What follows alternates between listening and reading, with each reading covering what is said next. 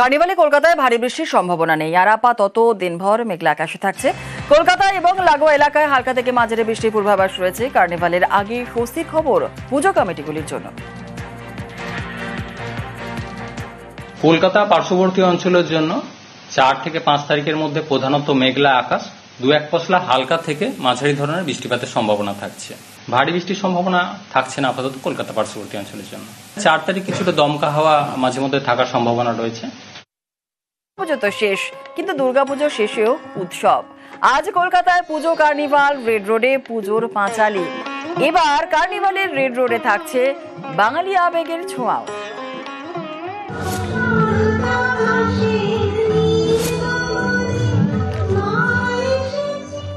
পুজো শেষ, কিন্তু ঠাকুর দেখা শেষ হয়নি। রবিবার আবারও ঠাকুর দেখা, একসঙ্গে অনেক ঠাকুর। সৌজন্যে পুজো কার্নিভাল। কলকাতার রেড রোডে জমিদার বাড়ির আদলে তৈরি হয়েছে মূল মঞ্চ। এবারের কার্নিভাল শুরু বিকেল 4:30। অংশ নেবে প্রায় 100টি পুজো কমিটি। রেড রোডের দুদিকে দর্শকদের বসার জায়গা, 20,000 দর্শক আসনের ব্যবস্থা করা হয়েছে। It has become the biggest road show in the world. কার্ডের চাহিদাও আপনারা দেখছেন চারিদিকে, কার্ড নিয়ে একদম হাহাকার। আমরা যতক্ষণই পারছি করছি, এবং তার জন্য বিভিন্ন আপনাদের মাধ্যমে যারা ইউটিউবার রয়েছেন সারা পৃথিবীতে এটা সম্প্রচারিত হবে।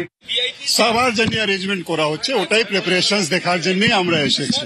You will see it tomorrow, let it be a surprise, it will be a big carnival, big show. আমরা ওটাই অ্যারেঞ্জমেন্ট করার জন্য দেখছি।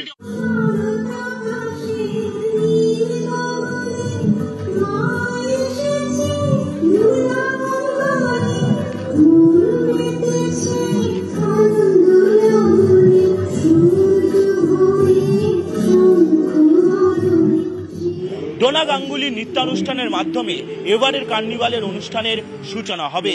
বিভিন্ন দেশের রাষ্ট্রদূত থেকে শুরু করে ব্র্যান্ড অ্যাম্বাসাডাররা থাকবেন আমন্ত্রিত প্রতিনিধি হিসাবে। রেড রোডের দুপাশে থাকছে 20,000 দর্শকদের বসার জায়গা। সারি সারি চেয়ার রাখা হচ্ছে রেড রোডের দুদিকে। কোথায় কারা বসবেন তাদের জন্য জায়গা নির্দিষ্ট করে রাখা হচ্ছে।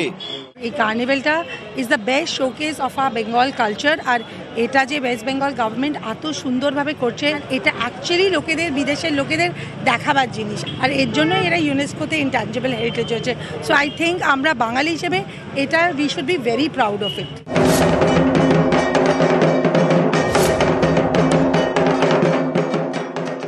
সম্প্রতি বাংলার বাইরে একাধিক জায়গায় হেনস্থার শিকার হতে হয় এ রাজ্যের পরিযায়ী শ্রমিকদের। বাংলায় কথা বলায় বাংলাদেশি বলে দাগিয়ে দেবার অভিযোগ ওঠে। প্রতিবাদের ছবি ফুটে ওঠে কলকাতার একাধিক পুজো মণ্ডপে। কার্নিভালের রেড রোডেও থাকছে বাঙালি আবেগের ছোঁয়া। তেমনই উদ্যোগ নিয়েছে একাধিক পুজো কমিটি।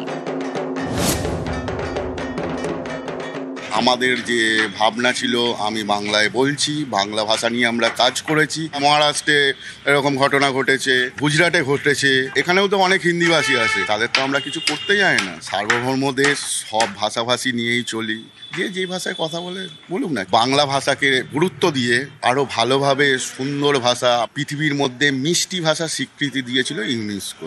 এইটাই আমরা তুলে ধরতে চাই। দেখুন, আমাদের এবছরের মাইকেলের একটা ট্যাগলাইন আমরা ব্যবহার করেছি, মাইকেল মধুসূদন দত্তের, এ বঙ্গ ভান্ডার তব বিবিধ রত্ন। তার থেকে নিয়েছি এ বঙ্গ ভান্ডারে। ভান্ডারে মানে আমাদের রত্ন আছে, রামকৃষ্ণ থেকে, বঙ্কিম থেকে, রামমোহন রায় থেকে, সবারই কাজ আমরা তুলে ধরার চেষ্টা করেছি। রেড রোডে কার্নিভাল, পুজো শেষে উৎসবে কলকাতা। দর্শকদের সুবিধার জন্য রাত পর্যন্ত চলবে মেট্রো। রবিবার শহীদ ক্ষুদিরাম থেকে শেষ মেট্রো ছাড়বে রাত 10:43-এ। দক্ষিণেশ্বর থেকে শেষ মেট্রো রাত 10:33-এ। সল্টলেক সেক্টর 5 থেকে শেষ মেট্রো রাত 11টায়। হাওড়া ময়দান থেকেও রাত 11টায় শেষ মেট্রো ছাড়বে। নিউজ 18 বাংলা।